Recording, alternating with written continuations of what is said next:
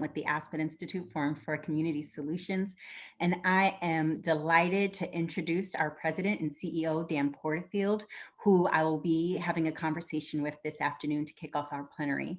We had a little bit of a change in our scheduling for this afternoon. And so we're going to take things in a little bit of a different order. And so I'm just really delighted that we have Dan here with us today. And Dan, I wanted to open up our conversation, just given so many of the themes we've been talking about throughout our convening over the past couple of days, related not just to equity, not just to expanding justice, but the conversation that we had teed up specifically for this afternoon, and part of what the poet Jimmy Santiago Baca continues to help us think about is prison reform, and really calling for the reforms in the justice system that are so necessary as we continue to think about not just greater equity and greater access, but how do we really support, especially people who are returning citizens, so that they have access to the rights that they deserve. And Dan, I'm really honored to have you here with us today because I was hoping to have this conversation with you.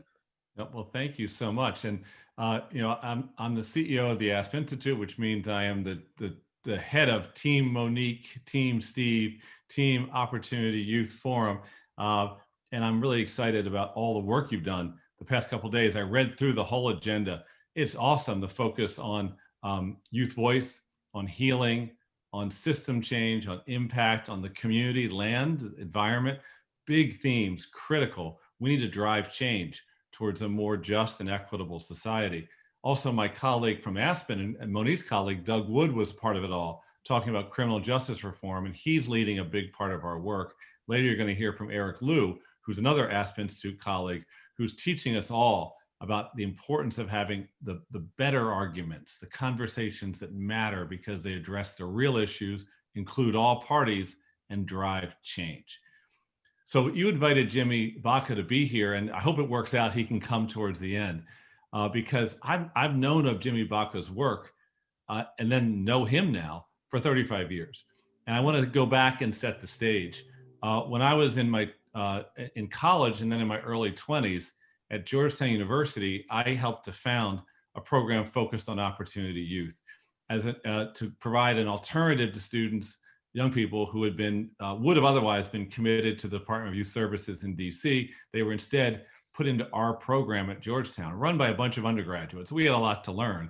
We partnered with a bunch of local churches, and we were able to have roughly 60, 70 students a year then assigned to our program rather than into the court system, into the sort of juvenile detention facilities.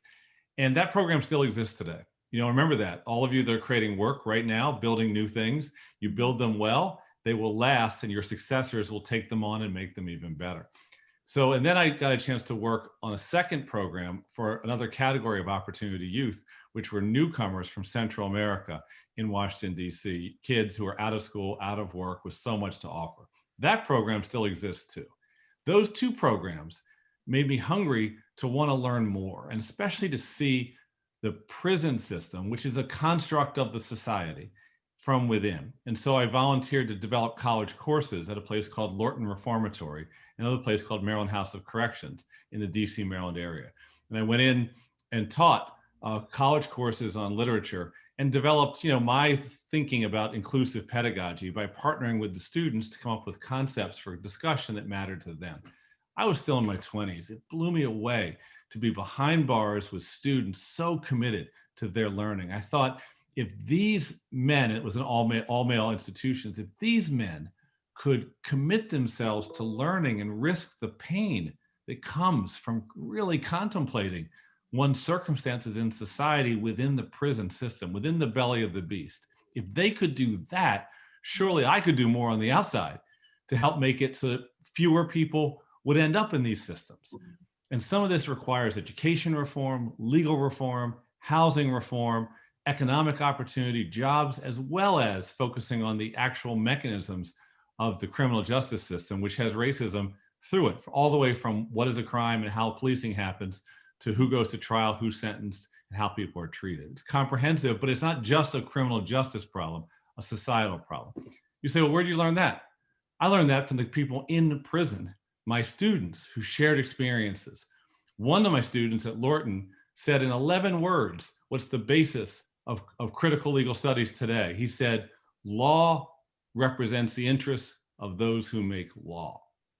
I never forgot that my interest in learning more about that came not from a textbook and not from a scholar. It came from a person living the experience with so much to offer. So as I was doing that, I started thinking, who else is inside the prison writing about the life of prisoners, the insights of people who have been detained or incarcerated, and who else has how is my experience with these students happening in lots of places where people are trying to share stories. And so I learned about the writings of the first book I read was this one called The Light for Another Country, which was an anthology of like 60 different poets behind bars. Yeah. Women, men, older, younger, all ethnicities. This is the 1980s. And one of them was a writer named Jimmy Santiago Baca. There's like 4 poems of his in there. And so then I want to learn more about him because these 4 poems were unbelievable. And so I tracked down his first volume of poetry, which is called Immigrants in Our Own Land, selected early poems, and got into these poems. And this is in 1986, 87. He was probably 10 years into his writing and a couple years out of being incarcerated. Yeah. I've had his poems in my head and taught them to my students for 35 years. As I've changed, as I've tried to make my differences like all of you are, his words keep being a touchstone that I can come back to. He's gone on to write all kinds of volumes of poetry. You know, my bookshelf is full of Jimmy Baca volumes. This is just, you know, some of them, and there's more. And he's really been understood to be one of the poets, the most defining poets of America now, by all sorts of readers. But his real authenticity is about this true experience of being marginalized, of being powerless, of being stigmatized and stereotyped, but refusing to accept the label and countering all those forces with the expression of voice. And that's what this first book does.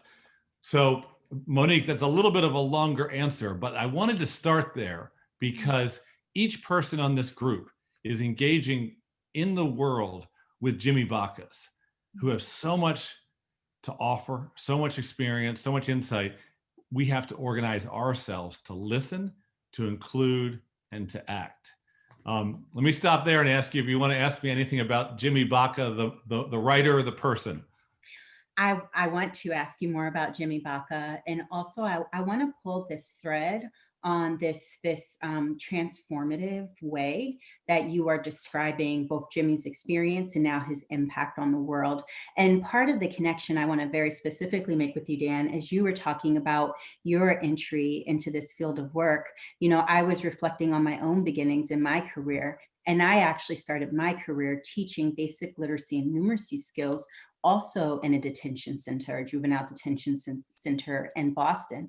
And part of what lit a fire in me to do the work that I do today was during my day job was to teach in a young women's detention center. But a couple of days a week at nighttime, I volunteered in a male detention center, youth detention center.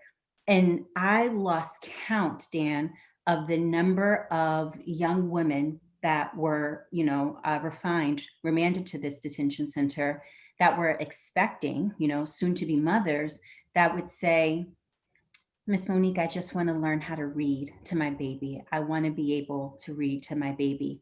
And so part of the connection that I want to make that I do think is so important, it's not just the transformative piece, but the power of that transformative piece that impacts future generations. Because part of what I'm hoping you're going to say more about when you tell us about this work of Jimmy Santiago Baca that I think is so important is the ripple effect that comes from his transformation that now is also part of the work that he does to support others.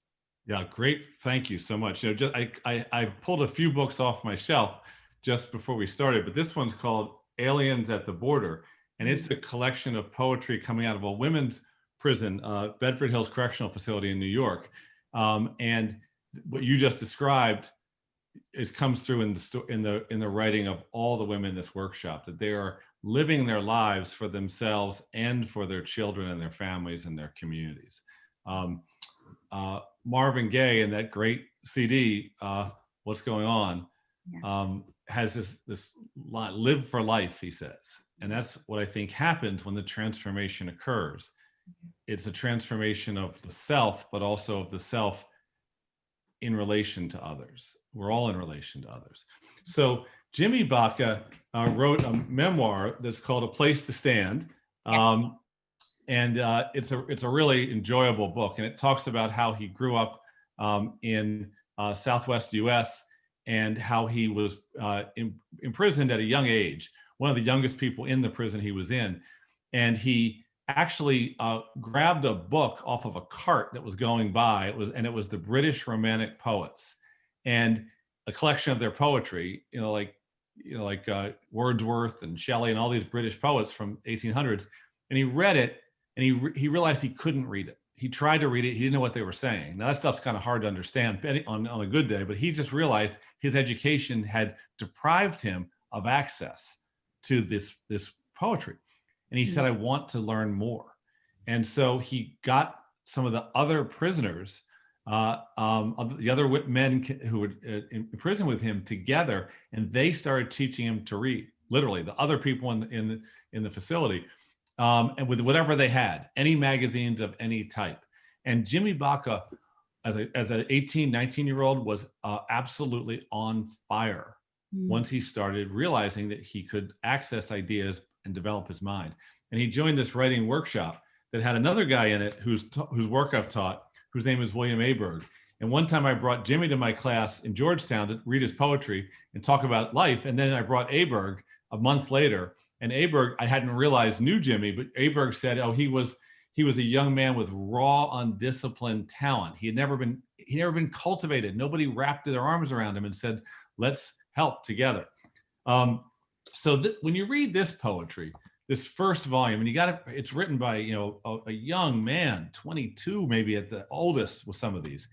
What he does is he takes us inside the mind and the mindset that he has and shares with us this yearning for change and also this anger at the system he's within. And so, like, one of the poems, for example, let's see, one of the poems, let's see if I have Well, Dan, while you find that poem, I also just want to take a moment to acknowledge that Jimmy Santiago Baca has joined us. We're so excited to have him here with us. And honestly, Jimmy, I don't know that we could have teed up a better introduction, because we had an opportunity actually with some informal banter to just really talk about, not just, begin to give our network a sense of the breadth of your poetry, what you have written and what you have produced, but also how so much of your life story is about supporting others through their transformation. So we're just so honored to have you here. I'm now going to excuse myself so that you and Dan can continue your dialogue. And Jimmy, we're really hoping that you will share your poetry with our audience before we pivot into the next part of our plenary. Thank you for being here. That's great, Monique. Thank you. And Jimmy, we have about 10 minutes before the next part. I was just holding up your first volume of poetry, which for 35 years has nourished my mind and my soul. It's so good to see you again. Yeah. So, everybody on this call, there's 150 people. They're all working for change every day in their communities, engaging, empowering, supporting young people, listening, including them, and all the passion that you have for connecting with the young and giving empowerment and opportunity, not just lip service, is held by all the people on this call right now. And I told them a little bit about how I fell in love with your poetry and how much it taught me. And I was just telling the story about the way you learned to write in prison as part of that writer's workshop and reading romantic poets and all that stuff. But much more important, maybe, as an opening for the audience, would be to ask you about your sense of how ideas and creativity can lead to transformation that helps the one and the many, that opens up opportunity for the learner and all around that learner. Can you hear me? Oh yeah, we got you. You look so good. I haven't seen you in person in 15 years. You've gotten younger in those 15 years. Well, I'll tell you, I was listening to you introduce me just now, and I thought, boy, this guy really knows me. I'm really glad I don't owe this man money. This guy. I owe you. I owe you. I quote you all the time. No, I listen. It's great. No, let me tell you one of the most powerful things about. I do everything that you just included all of us in, and I've been doing it for 50 years. And there's the payoff is in the work itself for me. I've been criticized for all the work I do with the imprisoned in Central America, in the United States, in Mexico City, in Ireland.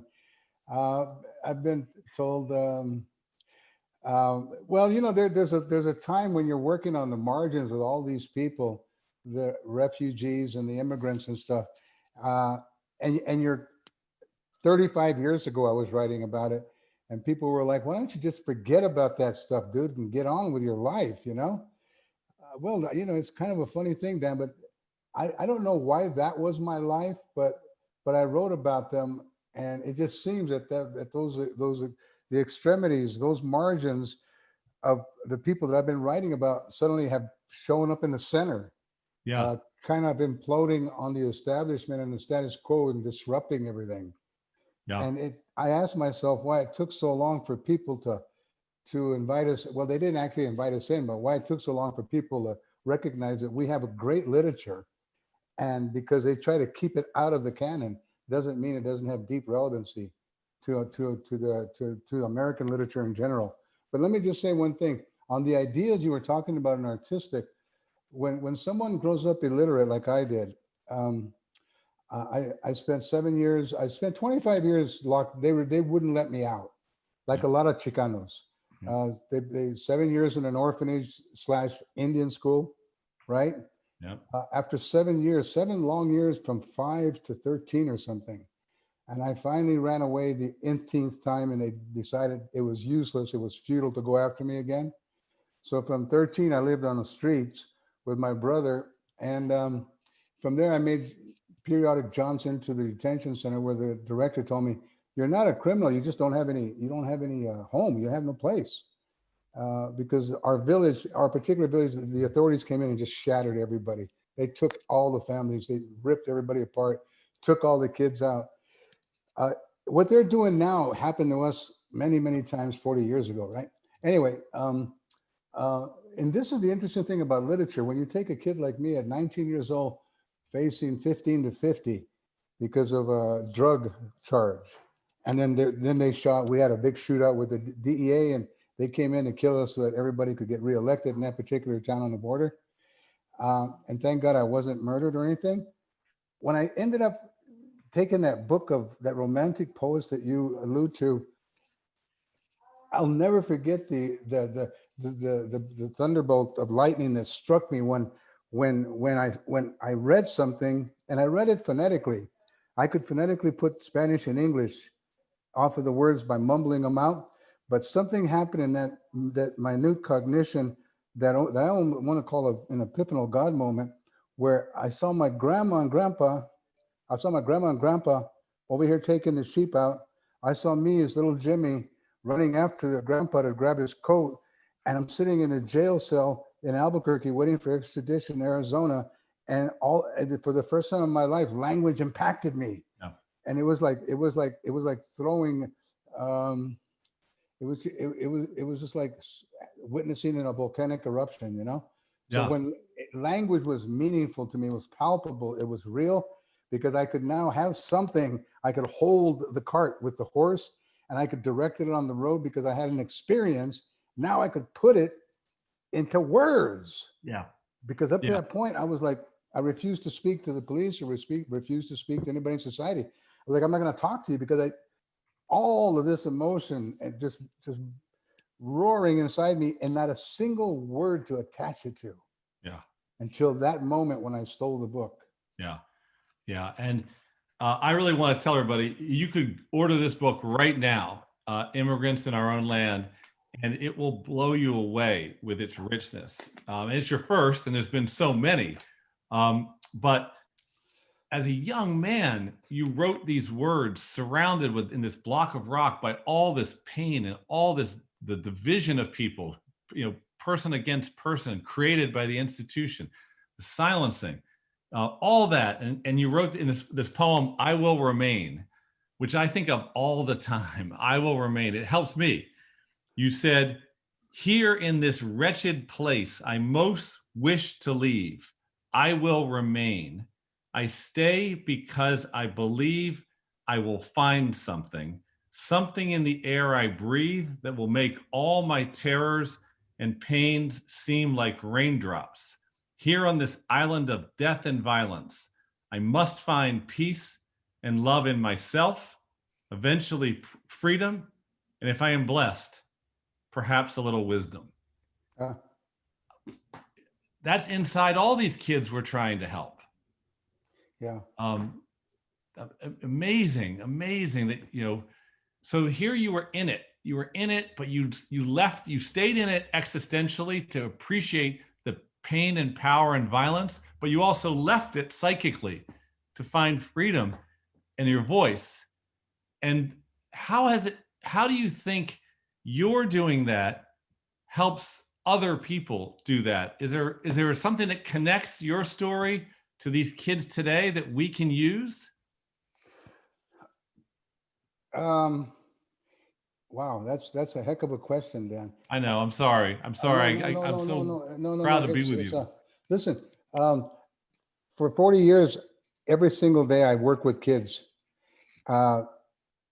in different circumstances. I work with all different types of kids, with young white kids who grew up with meth daddies and heroin mothers, and young black kids from all over the United States, from Chicanos, Indios, everything. And the one thing that happens, I'm not sure why it happens, but the one thing that happens when I walk into a room and I start talking to them, it's like I know who they are and I know what they're capable of. Yeah. That's what I walk into a room with. And I don't bring in the BS that they've been targeted with or labeled with. Mm-hmm. I come in looking at little Jimmys and say, I know that in every single one of you, there's a little Jimmy just standing up waiting to be heard. And I'm here to let that little kid be heard. And then when they find out that, oh my God, this guy wrote Blood In, Blood Out, the movie that everybody's gone crazy for, there's like 17 million followers, right? This guy wrote it for us. And all of a sudden the entire room goes quiet. They don't know that I wrote the movie just to get their attention when I walk in a classroom. No, I'm just kidding here, but it works. And it's been going on ever since to this very day. Right now, this is interesting. Right now, I'm working with kids who the United States government believes are the most dangerous kids in America. Yeah. And they're locked up in Pelican Bay in the SHU. Mm-hmm. And I was allowed to walk in and I was allowed to go into this tiny little corridor where 25 of them were not able to sit down. The cells were so small, they had to stand straight up. And I kept pacing and I kept going, getting more and more riled up, telling them, I was where you were at now. I was where you're at. And I just started doing that. And then when I left, the guard ran after me and said, you can't leave them, man. You can't leave them like this. And so we started. So right now I'm working on 25 kids who are all writing their memoir and they're writing poetry. Some of them are writing their memoir and poetry. And I got my desk filled with all kind of letters from them. And it's the most amazing thing to see these kids remind me of where I was and me, I was being written. I was having people write me like Denise Levertov, Grace Paley, Mailer, all kind of other writers writing me. And it's so amazingly empowering and wonderful that I can do that for them, because the magic only happens when you serve. Yeah. That's it.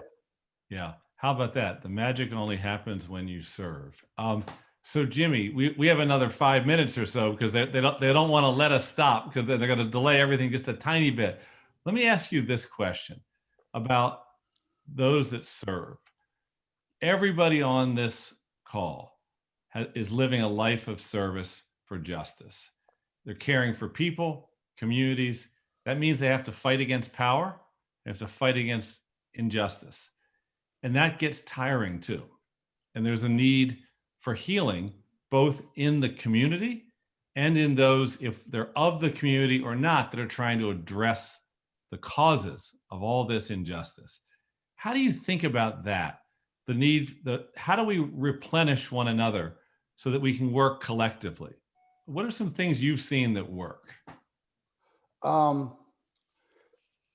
I think one of the things that work is, like, I noticed that there's so many people that are hesitant about introducing themselves to Chicanos because they think that we're sort of a mysterious little tribe in the far corner of the world, when we're just exactly like them.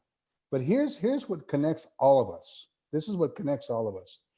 What connects all of us is that we're not in there trying to follow a political protocol or politically correct venues. We're not trying any of that. And most importantly, we're not trying to be right. Yeah. We're not afraid of being wrong. I mean, that's what connects us all, is that we're not trying to tell people we're right.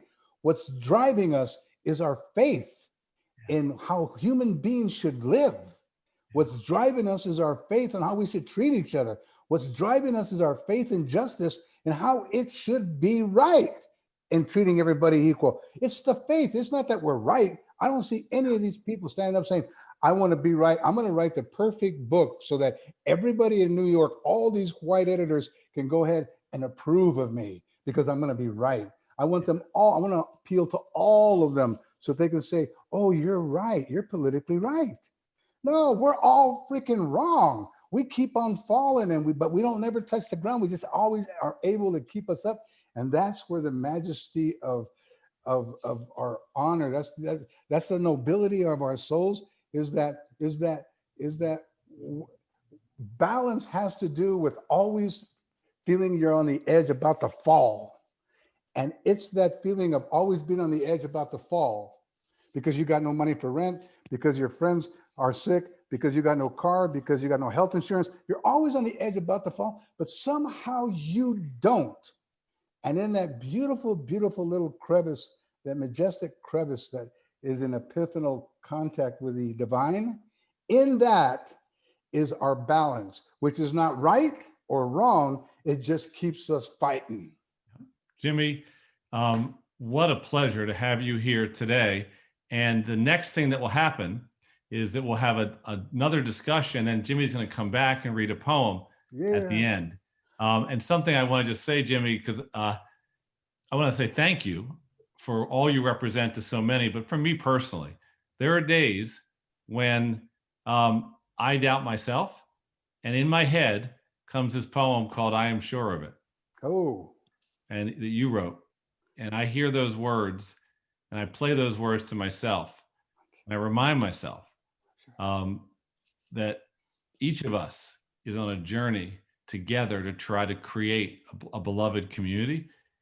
And your courage in sharing your hopes and beliefs as a very young man, locked up in a block of rock, tells me at this age now, 40 years older than you were when you wrote that poem, that there are things I can be sure of to help me persevere.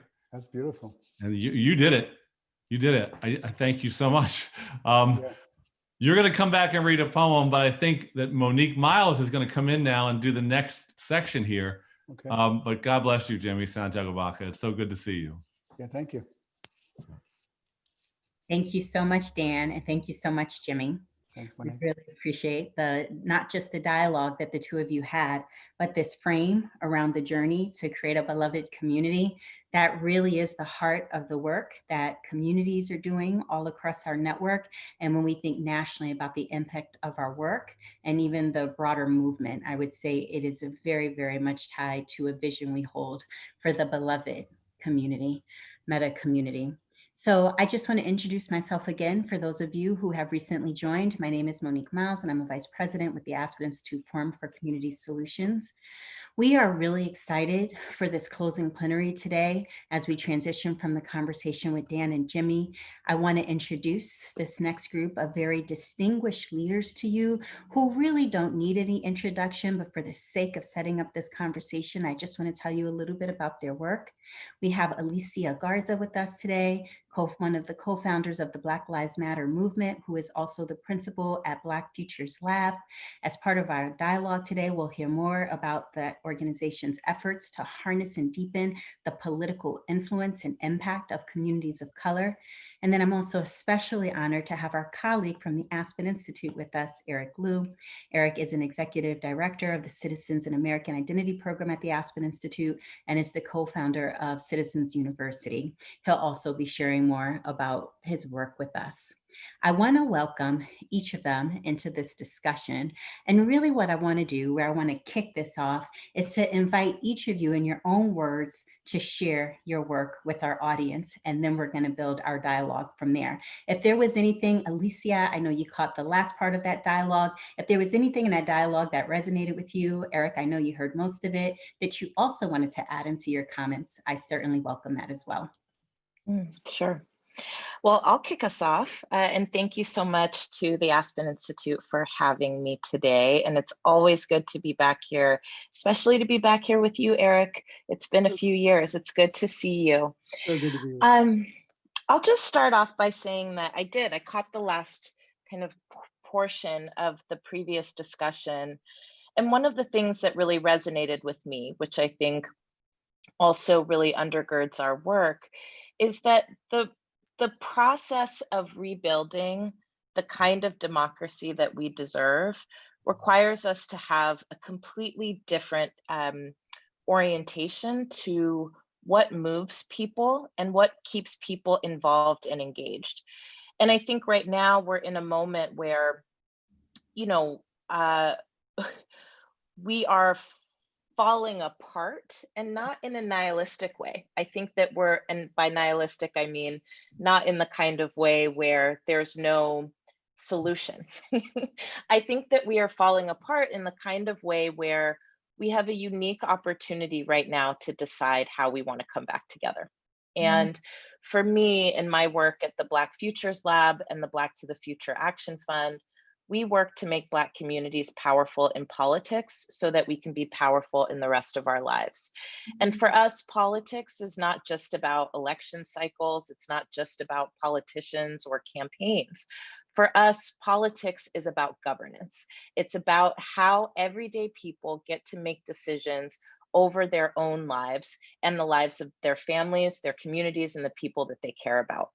And for that to be possible, we have to really advance a whole new way of engaging and activating and motivating people regularly to see themselves as the heroes in their own stories, and not the way that we currently practice democracy, right? Which is just waiting for somebody else to do it and then being mad when people don't do things the way we would want them to do them.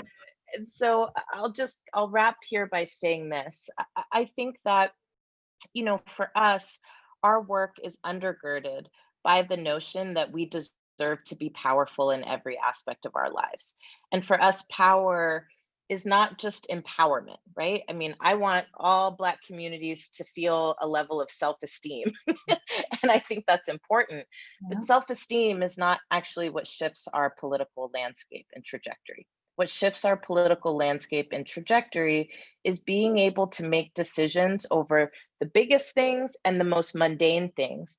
But those decisions are seen as responsibilities, and not the kind of thing where it's like, oh God, I got to take out the garbage. That's a responsibility.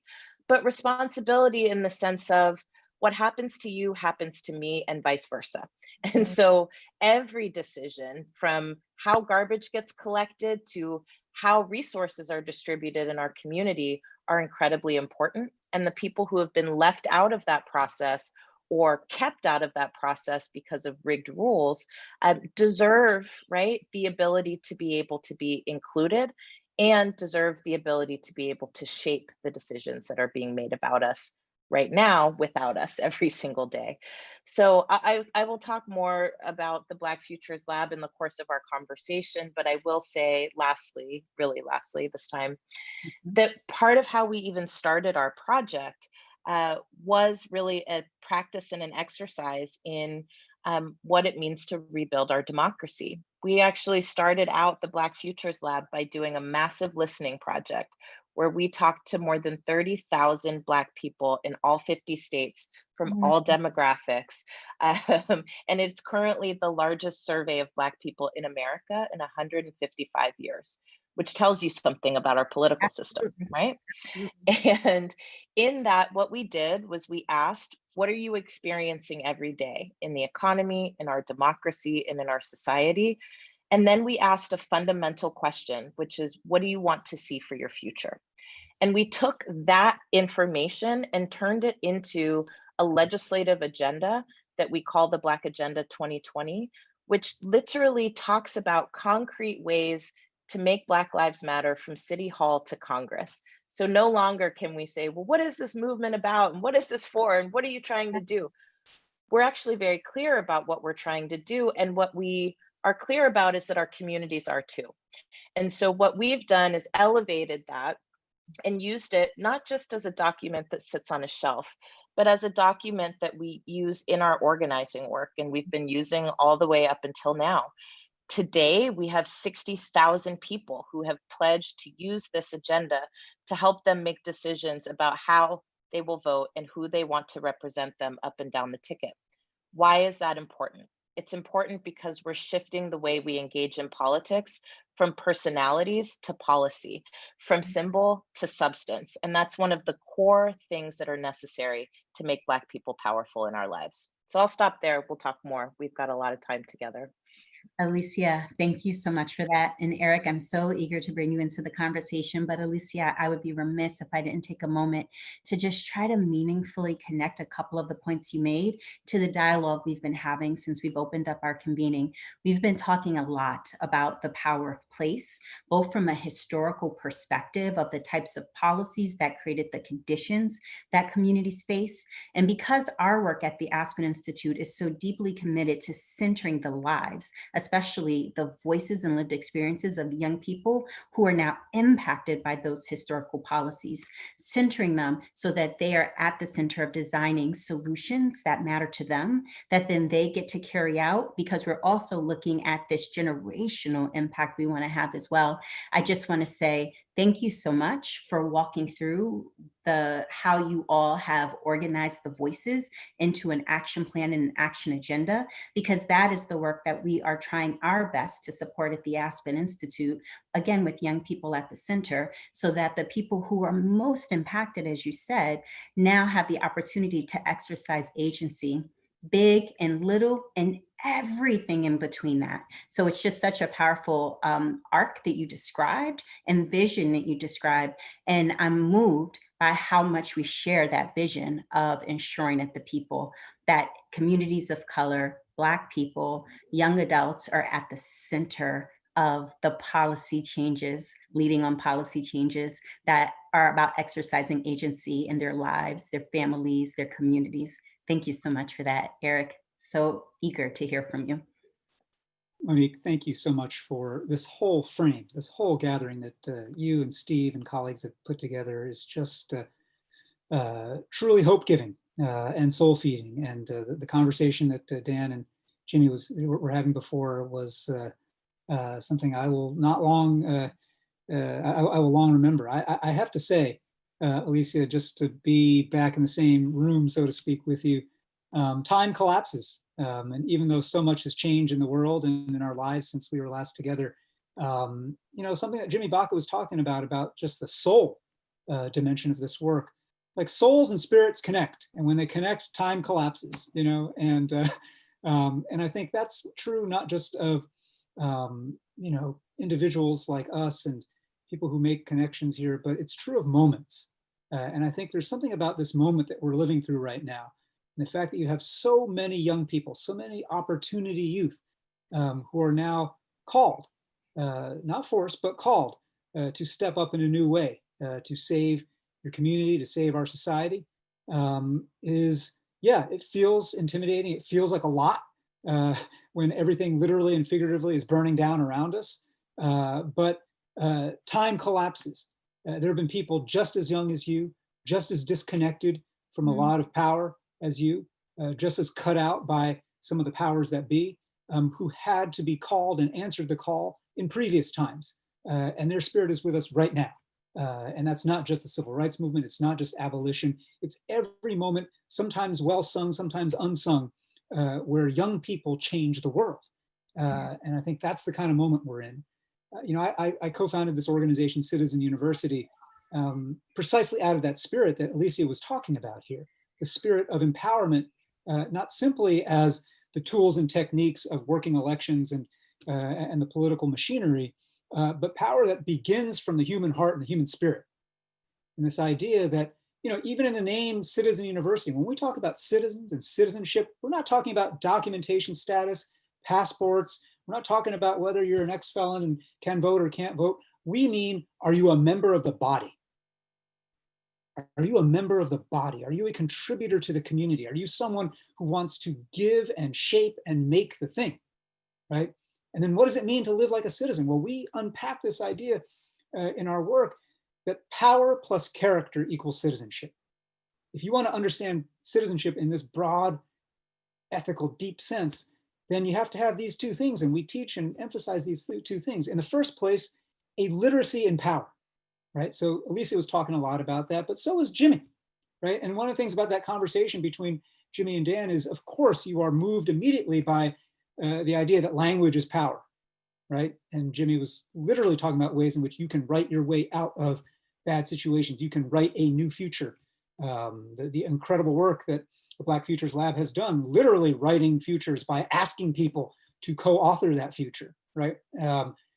So language is power. But here's the other thing.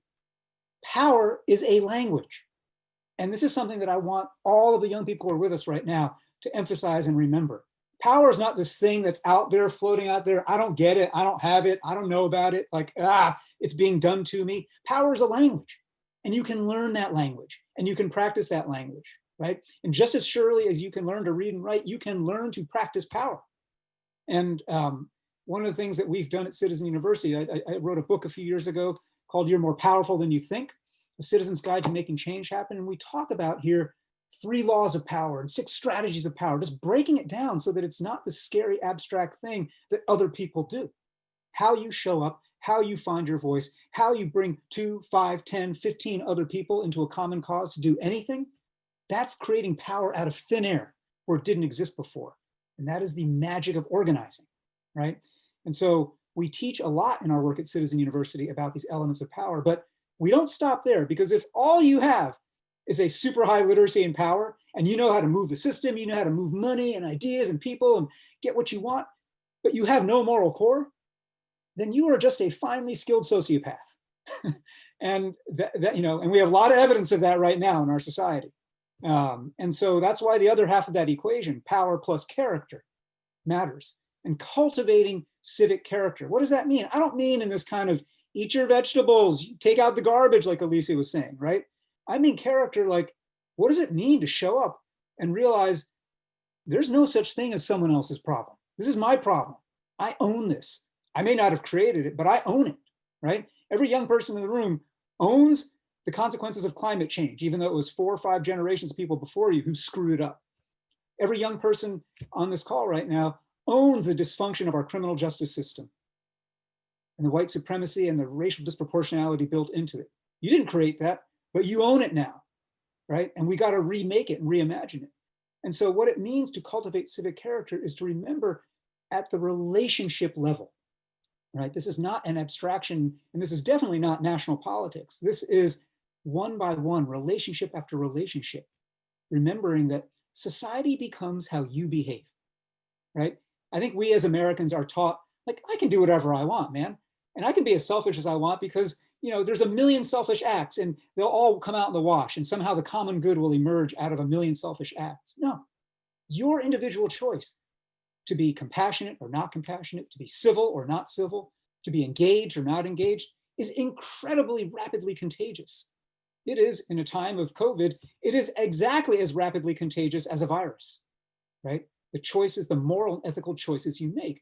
And so what we try to emphasize in this work, and it's especially with young people that we do this work, is that society becomes how you behave. But the other piece of that that's about civic character is another simple saying that we have that I really just want to close the loop on because it connects the dots here, Monique, between everything you've been saying. And that is that we're all better off when we're all better off. Now that may seem like a very nice, uncontroversial statement, but what it is an argument against the idea that life is zero sum. That if some people got, then I'm not going to be able to get. And if some people are doing better, then I must be doing worse, right? And again, our society is shot through with that. That's right. White folks freaking out about the fact that people of color are gaining voice and power. It's not zero sum, folks. We're all better off, and we're all better off. We're a healthier society, literally at the level of physical health and at the heart of and the level of emotional and spiritual and civic health, right? And so what it means to do this is a matter of, again, it's not just saying these words, it's practicing them in relationship. And I just want to close with that thought right now, because I think so many of the Opportunity Youth who've shown up for this gathering here, you're already woven into different relationships. You wouldn't be part of this forum if you weren't already somewhat connected to people who are trying to change a trajectory of life in your community. But now it's time to think about how we're not just getting by, but we have to put into practice this combination of power and character. And that's so much of what we're trying to teach. I love that. I feel a little overcome, just really moved by the way that you described all of that, Eric. We're getting questions from the audience, and I want to encourage the audience to continue to ask their questions. I'll tell you the biggest questions we've gotten so far. I think our entire audience, given who they are, want to hear specifically about how you are engaging young people, young adults in your work. Eric, you talked about it a little bit. Before we go to that question, Alicia, I felt like you also were moved, and I could see your head moving as Eric was talking. So I wanted to make sure before I go to the next question, if there's anything top of heart or top of mind you want to share in response to Eric, what he shared, that you have the opportunity to do so. I mean, Eric is always just so excellent. And one of the things that I will use from this day forward, and Eric, I will always credit you for this idea that we learn languages and we can learn how to exercise power too. And the relationship between not just power as a static, neutral entity, but that power plus character, right, equals transformation. And so that is something that I'm certainly taking with me. And it reminds me that one of the biggest crises I see in our democracy today is that so many of us don't actually know how power operates. We don't know how rules are made. We don't know who makes rules. And that contributes to a level of cynicism. It contributes to a level of desperation and anxiety and feeling like you have no control over what is happening to you. So that was an important point that you raised, Eric. And I think for us, one of the ways that we try to challenge that is by removing the middle people and making our people, right? The governance league, I should call us, right? In our towns, in our cities, in our states. And right now, as we speak, we actually have 39 Black fellows in 9 states across the country who are learning with us how to write new rules, how to win those rules in their cities and in their states, and how to get those rules implemented. And that in and of itself, right, is a huge process where we then ask people, because you're so close to the problems that you're experiencing every single day, we want you to make new rules that would change those dynamics. And people have a really hard time. And so it just also reminds me, Eric, that part of what is necessary to be able to change what's happening in our communities today is not just a deep assessment of what's wrong and what's not working. We all have that. We all experience it and feel it. And it doesn't matter if we agree on it or not, right? Like we viscerally feel, as you said, the impacts of the challenges that we're facing every day. But the mandate for us right now is to be able to imagine what needs to happen differently and articulate it in clear and powerful ways, not just so that we can change rules and make new ones, that is important, but also, again, this process of everybody feeling like my hands are needed here. And I think the biggest failure in our democracy right now is that most people don't feel like their hands are needed here. And we never ask people, right? How would you do it differently? Walk me through it. I want to tell a quick story because I saw my sister Melody Barnes in the chat. I've been organizing for 20 years now, and as a young organizer, I was very nihilistic about not just power, but this country, right? Like I was like, I'm not trying to save this project. I think this project is not good. And I'm fine with this project not existing, frankly. And our friend from the Bay Area, Mr. Van Jones, was appointed to the the Green Czar, right? So he was appointed to the White House under the Obama administration, and he invited a group of us from an alliance that was fighting back against gentrification and displacement to the White House to talk with him and our sister Melody about ideas that we had for how we wanted to challenge gentrification. And I can tell you at that point, I'd maybe been to the White House like maybe once, and it wasn't for any kind of meeting. I think I was like probably doing a museum tour or something.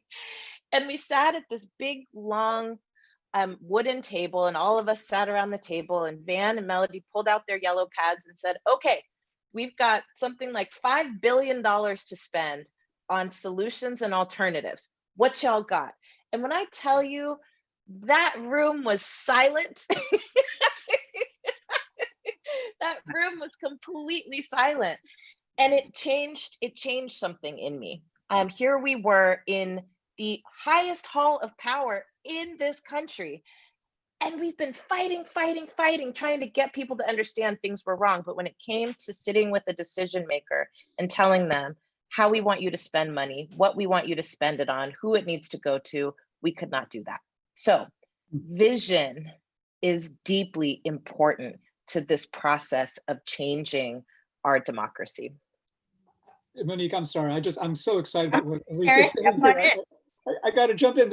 This idea is so important. Like I cannot, the central question of all civic power is who decides, right? And when Alicia is talking about how not just young people, I mean, people who are, who've been around for decades don't understand who decides, how things happen, why policies get made, why an officer gets indicted or not indicted for killing an unarmed, civilian, so on and so forth. Like who decides, right? And so most people just default to the answer they. Well, they decided that. They decided that bus service should be cut. They decided that we should invest in this or that. They decided that our votes aren't going to count or our voices are not going to be heard. And the thing that Alicia is saying here is there's no they, it's we, right? Yeah. And either we are checked in or not checked in, but it's on us, right? And that story you're telling is both thrilling and heartbreaking about sitting around that wooden table and what you got. And I think every one of us, like every young person on this call, imagine yourself being invited to have a seat at that table. Maybe not the White House, maybe, but at the table in your community, at the table at a foundation that is making investments in community improvement where you live, right? What are you going to do when you get at that table, right? I think about, I'm in Seattle. There's an incredible organization here that some of you are connected to, and I know Steve has worked with, the Mockingbird Society, right? That operates entirely on the principles that Alicia is describing here, that the way that Black Futures and Black Lives Matter has worked, which is this, I love your phrase, this kind of self-governance kind of model, right?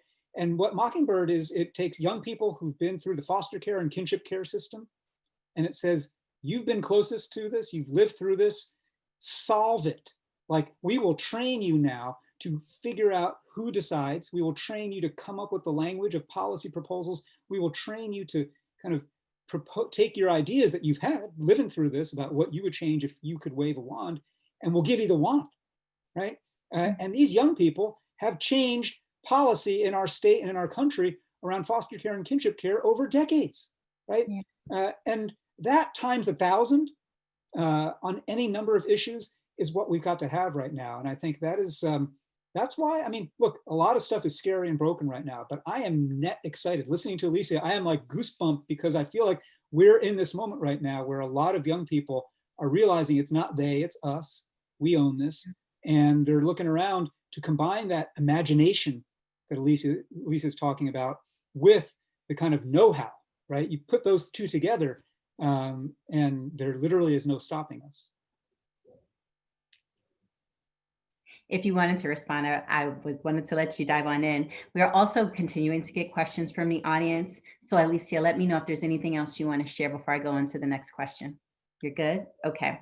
So I do think that, you all are offering tremendous advice for young people, right? It's not they, it's us. Having a vision and being able to articulate it so clearly, understanding understanding the language of power and how it is exercised. There's so much great guidance and wisdom coming out of this dialogue. As you think about the young adults in our network, I wonder, Alicia, if you could share, when you think about, I mean, you sort of walk through what Black Futures Labs is doing. Could you talk a little bit about the role that young adults are helping to play in shaping that vision and how maybe our network could become more formally engaged? And Eric, I also have the same question for you as well. So for the Black Futures Lab, I'll be honest, our focus, and this has a lot to do with a lot of things, the election and all the things, our focus has actually been Black folks who are age 35 to 55. Okay. And I will say this, we get a lot of the best, most progressive, most visionary ideas from folks who are between 18 and 35.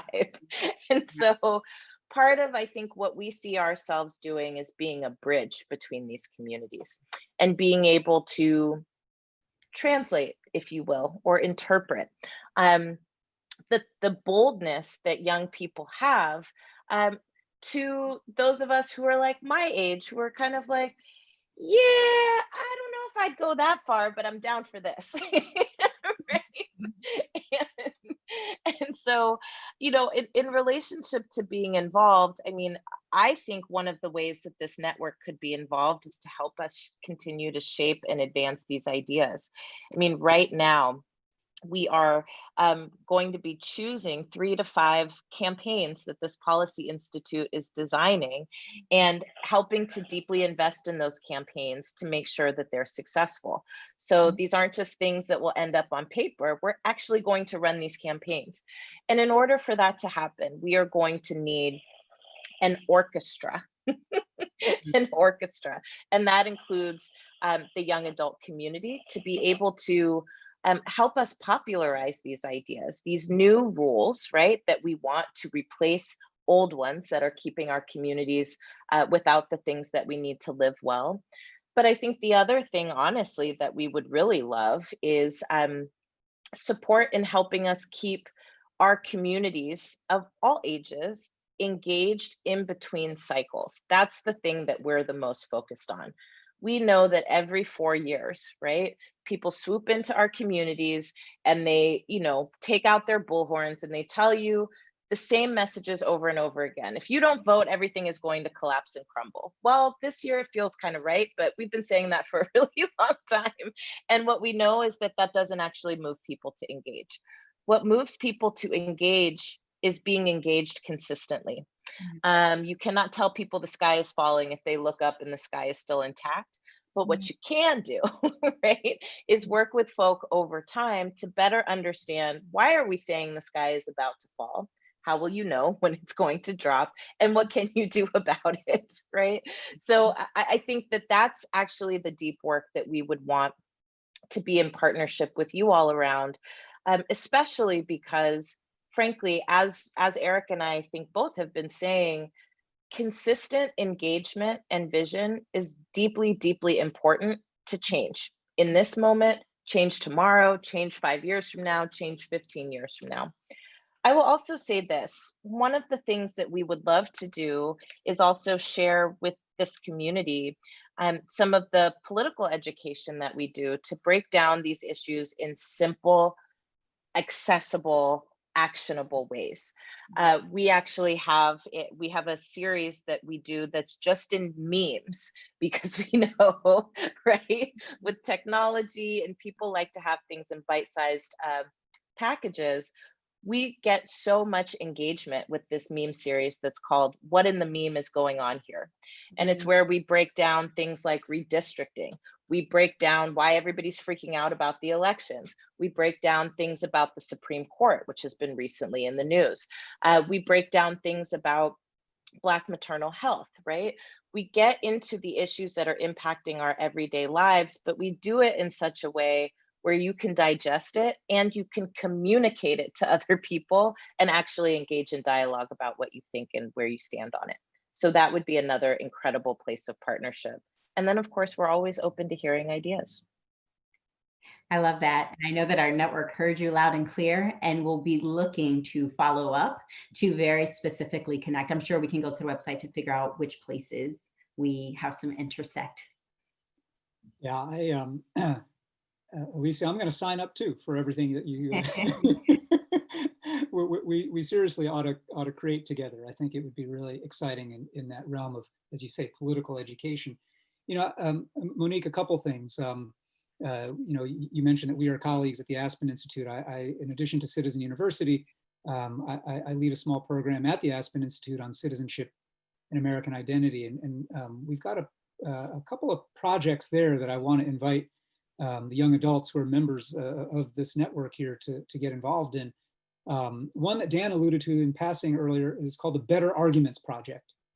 And this is a project that starts from a premise that, you know, as polarized and angry as our politics are right now, we don't necessarily need fewer arguments in American civic life. We just need less stupid ones, right? And because actually what we've got to do is to get comfortable with argument. America is an argument, right? America was built to be a constant tension and tug of war between freedom and equality, right? Those things sound like mom and apple pie, like good things that you should like, but they're always in tension with each other because too much freedom for these folks tramples the equality for those folks, right? Too much emphasis on everybody's got to have the same limits other people's freedom over here, right? And so these things are in tension between what the strong national government should do and what we get to decide close to home, right?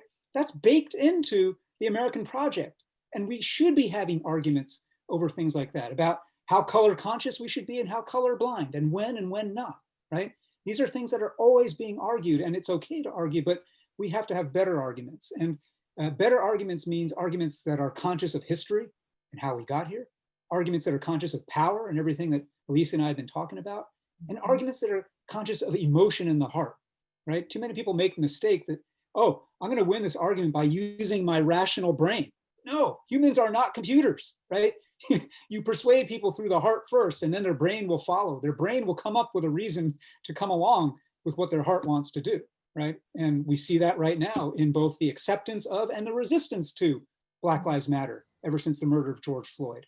Lots of people are rationalizing lots of things, but when you boil it down, it's some people's hearts are moved toward openness and inclusion and a welcome, and other people's hearts are pushed toward a hoarding and a sense of I'm losing something, right? And we gotta speak that language here, right? And so the Better Arguments Project is training people all over the United States, young people actually front and center, to lead and model and shape these better arguments in all kinds of settings. These aren't like academic high school debate, you know, whatever. This is just like, you know, we did a big session in Detroit where the argument was not about anything highfalutin political. It was the tensions between longtimers and newcomers, which if you know Detroit, but if you know any major American city, is an argument about race, class, displacement, gentrification, all these new young white millennials coming in, bringing money, bringing jobs, but also not respecting and honoring what was there before, right?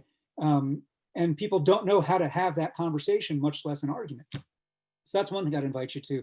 Over on the Citizen University side, the thing that I really want to invite folks to, we've been, over the last few years, we've been running these gatherings, seeding these gatherings around the country called Civic Saturdays. Civic Saturdays are kind of like a civic equivalent to a faith gathering. It's like a civic version of church. It's not church, it's not mosque or synagogue, but it has the arc and the feel of a faith gathering because, like Jimmy Baca was saying, I wrote this down, like when you boil it down, democracy and our ability to hold this thing together is not necessarily about the policies, it is about faith. What Jimmy was saying, faith in justice, faith in each other, faith that you're not going to be a sucker if you do the right thing, right? As I often put it, democracy works only if enough of us believe democracy works. And once we stop believing it, the whole thing does start to crater really quick, right? And so Civic Saturdays are these gatherings meant to kindle that belief, not in this, hey, you should believe more in democracy, why don't you believe enough, but more in this, like, let's create space for you to voice your doubt, to voice what young Alicia was saying was her nihilism, like, burn it all down, I don't care, right?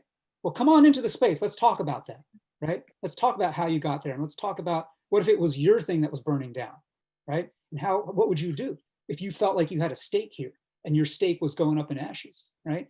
But you don't have a stake. That's the problem, right? And so Civic Saturdays are these gatherings. And we started a program called the Civic Seminary to train people ages 18 to 80 all around the country.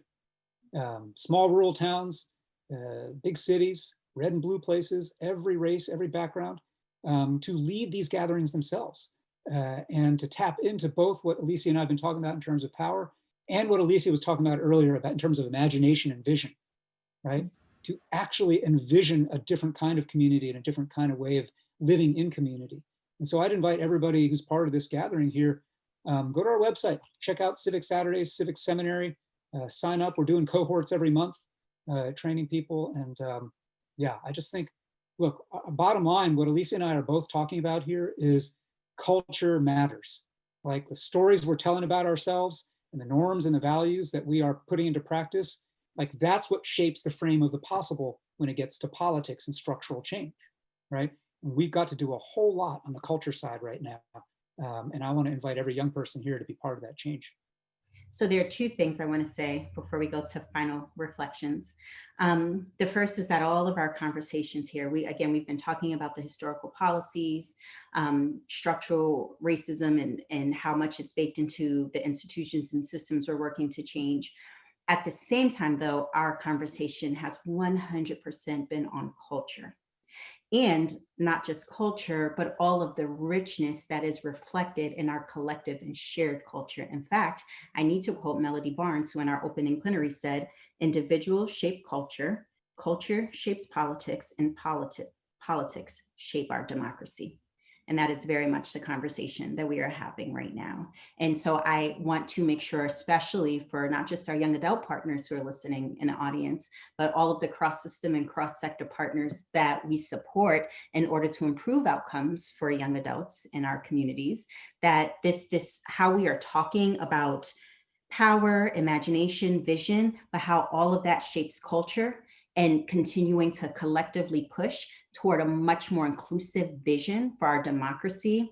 It is very, very much, I would say, at your fingertips to continue to be engaged, continue to share your vision. You know, that story Alicia told about getting invited in and being like, wait, what is it? We know that so many young adults have such a clear vision. And so I just want to make sure that we connect these pieces around power, imagination, vision, and tapping into our shared culture as part of our shared agency for a much more inclusive democracy. Thank you for that, Eric. So where I would love to close now, we're going to invite Jimmy Santiago Baca back to just share a closing poem with us. But before we do, I wonder if there are just any final comments or reflections either of you have. I will share. We did get a question from the audience that I feel like you both have been speaking to, but maybe you might want to maybe share a couple of extra thoughts on this as part of your closing. The question we got is, how do you begin to prepare communities to engage and exercise agency so that they are making the type of informed decisions, Alicia, you've been talking about? So I wonder if you have any specific thoughts on that as you also share your closing reflections. I have a lot of thoughts on that. I'll keep it brief though, because I know that we have only a bit of time and I am dying to hear what Eric thinks about this as well. I think the first thing that is needed here is to create the kinds of containers where people can build political communities the same way that we build faith communities or other types of communities of interest. I think for us, we want our organizations to be seen as political homes. And when I say the words political home, what I mean is a place where you can go to learn, where there's no stupid questions, right? And a place where you can go to connect with people who share the same values that you do, but may not have the same experiences that you do. It is in these kinds of containers that I think we learn so much about who we are and who we can be together. It's also the most effective way, I think, to break down these stereotypes and wedges that are used often by opportunistic forces that want to keep us divided.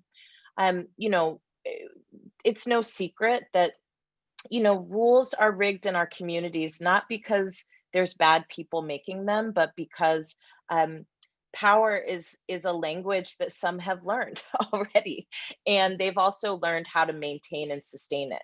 That is why our neighborhoods are segregated. That is why resources are distributed unequally. It's not a function of people being mean to each other. I mean, it sucks, but it's actually a function of maintaining and sustaining power. It's a corrosive way of doing that.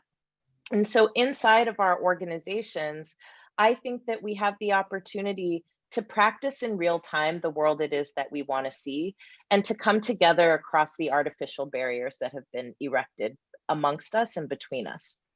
The other thing that feels incredibly important to me is just that vision piece that we talk about.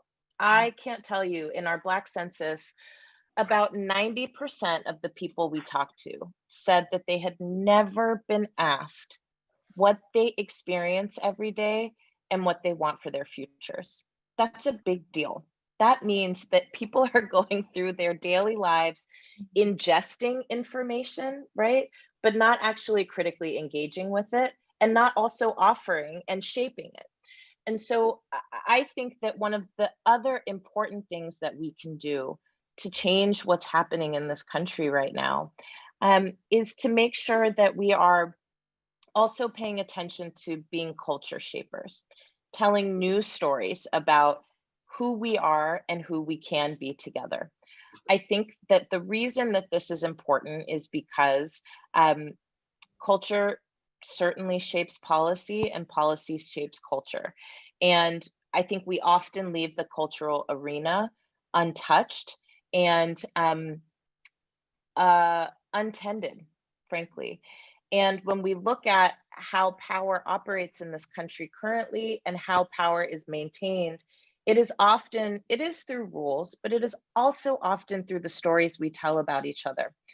There is a story being told about me right now, right? That I am a anarchist, Marxist, communist, Antifa, empire building terrorist, right? Who's coming to take everything that you fought hard for and worked hard for. Under the control of the communist Chinese too. Correct.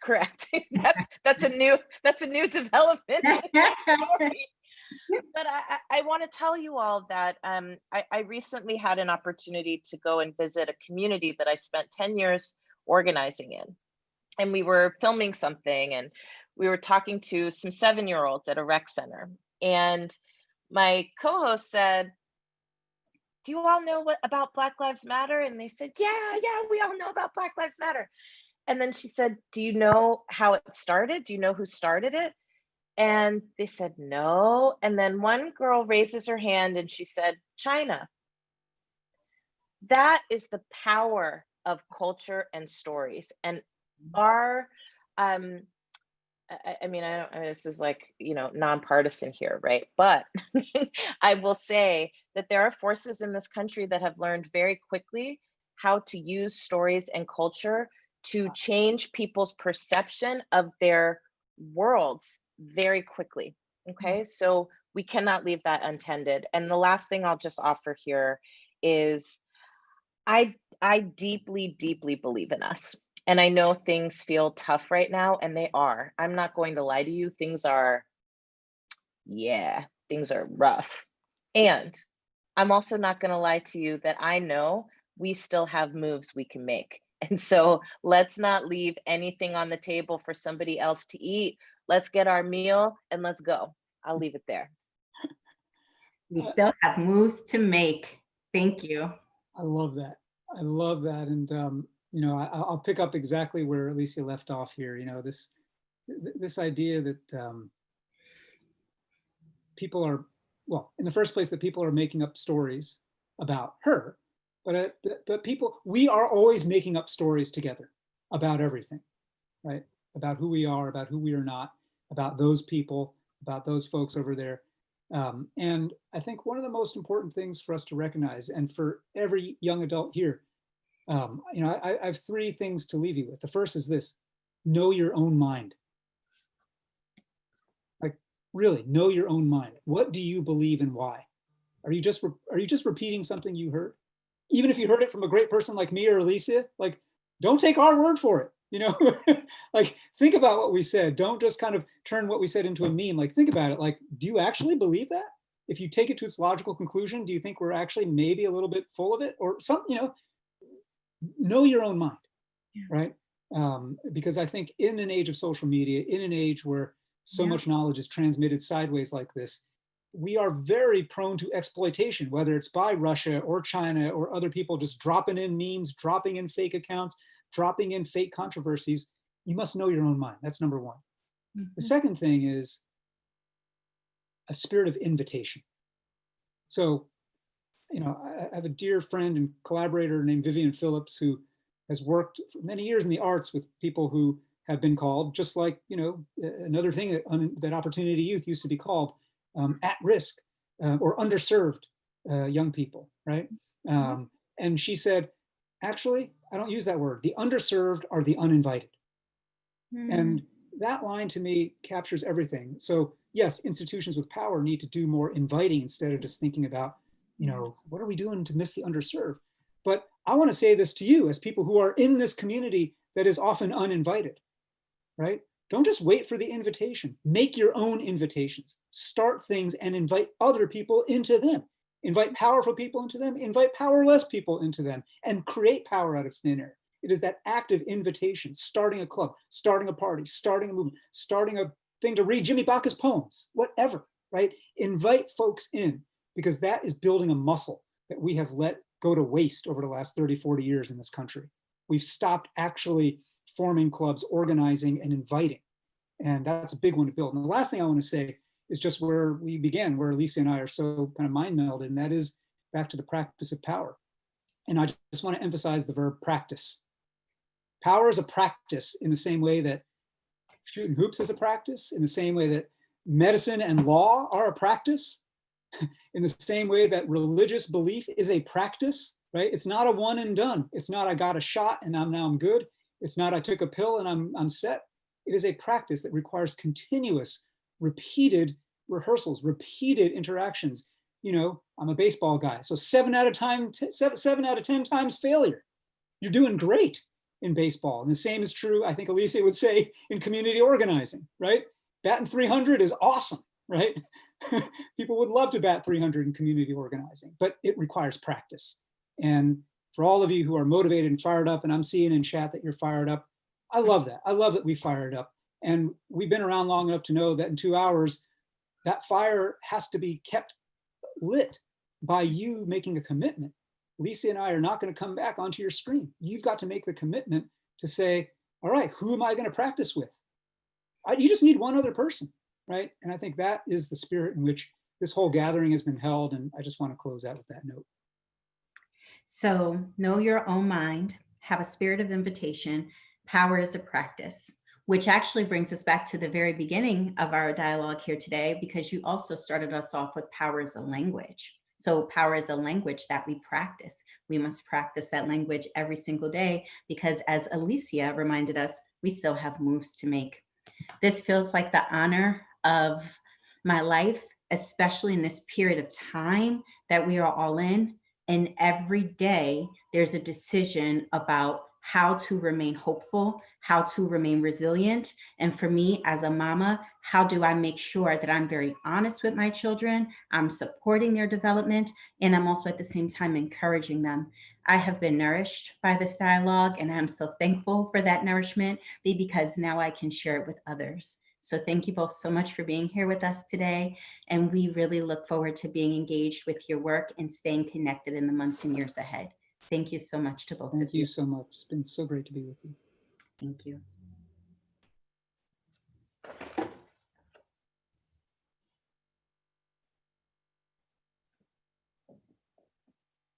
So I am going to go ahead and transition us.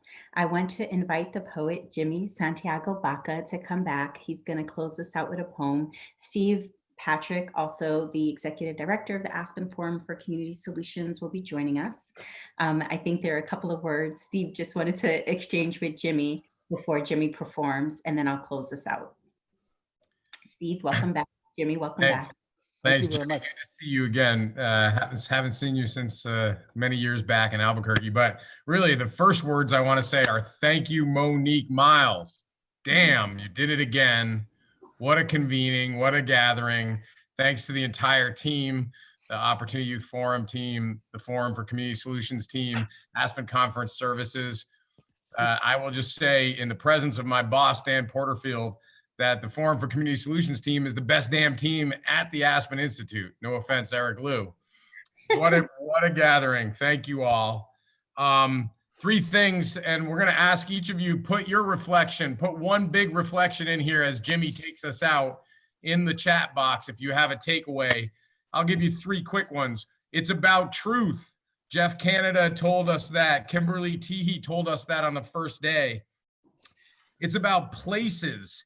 Structural racism and the way it is held in containers of structural racism is what place is about. We've got to bust those containers. And Arnold Chandler told us that is about building meaning, making meaning with young people. And lastly, it's about power, as we just heard from our last panel, both building power, as Alicia suggested, but also about claiming the power we already have, as Eric Liu suggested. And we have the opportunity to do that with young people in this country. Nobody articulates building power, claiming the power we already have better than the poet Jimmy Santiago Baca. So with that, I'll turn it back over to Jimmy, and I thank all of you for being with us and look forward to continuing the conversation. Thank you, Steve. That was a nice little pump there. Thank you. And Eric and Alicia, that was great. I could have listened to all of you all day. I wanted just to briefly say something. You know, over the last 45 years, we've worked with kids who believed at the time that their lives were at an end. And we came in hard. We came in with adults like myself who had decades of experience in trying to fight for justice. And we got them to wake up. And over the last 4 or 5 decades, those kids who we said, this is the beginning, not the end, they went on to become lawyers and accountants and poets and bookstore owners and writers and novelists. Today, they're teaching at major distinguished universities and stuff.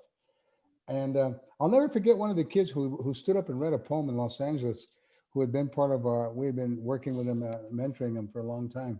We also have retreat houses where we bring out the kids with their families and they stay for free here in New Mexico. Beautiful cottages along the river. And it's only for the kids who are working on manuscripts and stuff like that.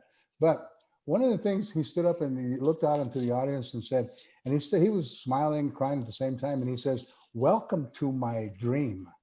And I'm like, what? And then he tells me later when we went out to eat, he says, "Dude, I've been dreaming about all those people sitting out there for the longest time. When I was sitting in a cell writing poems, I was dreaming in my head one day, man, I'm gonna be speaking to these people, you know?" And when he walks up on stage, the first thing he tells me is, "Welcome to my dream." Wow. And I thought, that's so cool, man. So we got to keep doing that. The other thing is this. I was trying to teach this kid who was a little badass out of Chicago, little badass. I mean, he wasn't a badass, but he couldn't tell his old lady he loved her. I said, "Dude, we sat down on the chair. I was teaching him how to read and write in the county jail chair. Right. He did. And he kept telling me, "But Mr. Baca, how do I?" I said, "Look, dude, she's going to visit you tomorrow. Tell her you love her." I said, "I can't." So the more we talked, I said, "Well, what do you love?" And he got to talking to me, and he was a Mexican dude, and he was like a working horse. Yeah. And he was telling me about these gloves he has. He has like 700 gloves in a box, and every one of them are worked through. They're all shredded. And I said, "Well, why are all those gloves in the box? What do they represent?" He says, "They work because I love my girl. I'm working for her to keep the house going, working for my kid." And I said, "Dude, go when you see her tomorrow, tell her the glove story. You ain't got to say you love her." So I go with him, right? He tells her the glove story. Yeah. Oh man, she's sitting there crying and kissing and loving him. And I'm like, there's a million ways to tell somebody you love them. The glove story. Yes. You know, okay, with that, I'm gonna read you one poem. I got a lot more in this, but I've got 29 books in 30 languages. I can read them all if you want. But this one is about a woman from El Salvador. They took her kid here in New Mexico. They lost the kid in the institutions. They did horrible things to her on the way up. And then when she got here, ICE did even worse things to her physically, emotionally, and they put her in a concentration camp. She stayed there for a period of time, and without any sort of, after one of the visits by the whatever, I don't even have a word for the idiot, but after one of the visits, it was said they got to release her now. So when one day they came in and told her, you got to go, but she wasn't the same woman that was in there a year and a half ago. When she came out, holy mackerel, she was like empowered. So Sophia comes out of the concentration camp. They're going to dump her in some bus station in Denver, right? And she's never going to stop looking for her kid, because they got all these pedophiles that work for ICE, all these pedophiles that go out and they take these kids, and you know what? You don't even want to know the nightmare that we're working with there. But she comes out of the prison, and this is what she says: "The day I am freed, when I walk through the internment camp door, I am Gandhi. When I walk through the door, I am Shay." And in my heart, I say it louder now. When I walk through the door, I throw my worries away.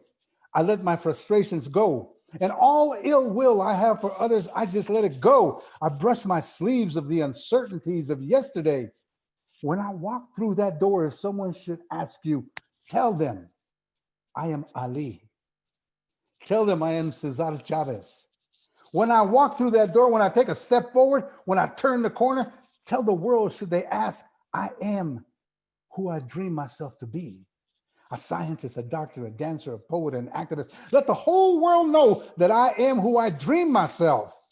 And my heart cries louder and louder with passion. Louder, Sophia.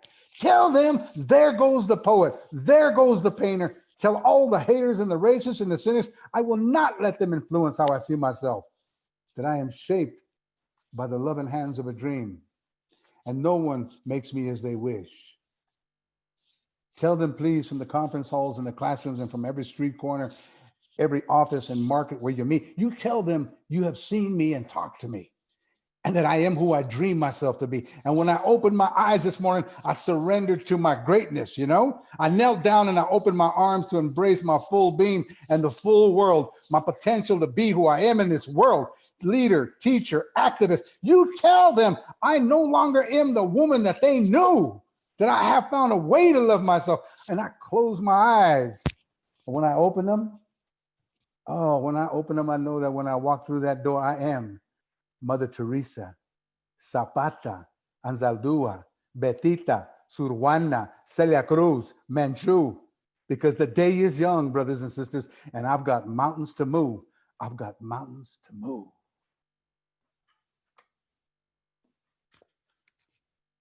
How was that?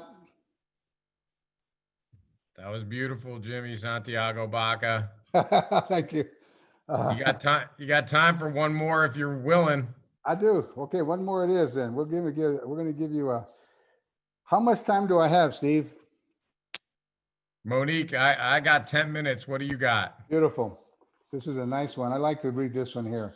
Okay. You know, when you encounter racism, it doesn't always come with, you know what, you're a dirty Mexican, you're a dirty Chicano, whatever.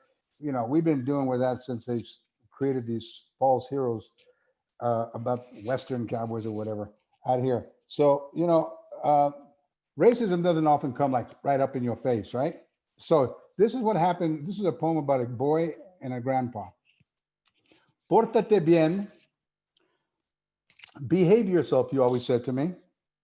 And I behaved myself when others were warm in winter and I stood in the cold. And I behaved myself when others had full plates and I stared at them hungrily, never speaking out of turn. Behaving like a good boy till my behavior shattered by the outsiders who came to my village one day, insulting grandpa because he couldn't speak English. And English became the invader's sword. It became the oppressor's language that hurled me into a profound despair. And that day that grandpa and I walked into the farm office for a loan, and this man didn't give my grandpa an application because he said he was stupid, inferior. And that moment cut me in two pieces. One, screaming Grandpa was a lovely man, that this government farm clerk was a beast. And I looked up and saw my grandpa's eyes go dark. And I saw the remorse and the regret that he should humiliate him to see his own grandson see him this way. And we used to always play that his soul was an apricot tree. And that day, that apricot tree was cut down using English language as an axe. But the scene of my grandpa in that room, that scene has never left me. It's the scene that's never left through all the sadnesses and the terrors and the momentary joys that have blossomed in me and broken me and shattered my innocence. I've never forgotten the room that day in a way that the light lazily filtered in through the windows and the strong, dignified presence of my grandpa in his sheepskin coat and his field working boots, a man whose lineage had been there for 500 years. That scene and the way that the boards creaked under his work boots haunted me when my children were born at home, all five, and my hands brought them into the world bloody. That scene was in my hands. It echoed and it drummed and it cried in me, was with me through the hours of my life. That man behind the counter with those important government papers rattling in the breeze, that hateful look on his face, that scene, the door, the child I was, and my grandpa's hand on the doorknob, squashing my hand, me looking up saying, Grandpa, it hurts. The scene that dusty day when the drought baked clay in my pants cuffs and the sheep starving for feed and my grandpa's hopes up that the farm aid man would help us like he had other farmers. That scene framed in my mind. 10-year-old boy having prayed at mass that morning at 5 begging God, please, God, don't let the sheep die. It's all we got to perform a miracle for us just with a little help from the farm aid man. And I knew entering that door and seeing gringos coming out smiling with signed papers to buy feed, we were going to survive the drought. And then the scene with its wooden floor and my shoes scraping the sand grains that are blowing in and the hot sun warming my face and me standing in the room later by myself looking for my grandpa after the farm aid man turned us down. I knew our sheep were going to die. I knew grandpa was going to die. That moment opened the wound in me, and then the wound, the scene replayed itself a million times with grief and hurt and confusion. Why? Why couldn't you give him that grant? And his heart died that day. And when I turned and I walked out the door on the main street again, squinting my eyes at the whirling dust, trying to find the man I loved, the world was never the same, because it was the first time I'd witnessed how racism could kill the person you loved. It was the first time I ever witnessed racism, how it could kill a people's dream. And during all of it, my grandfather said, "Pórtate bien, hijo. Behave yourself, my son. Pórtate bien."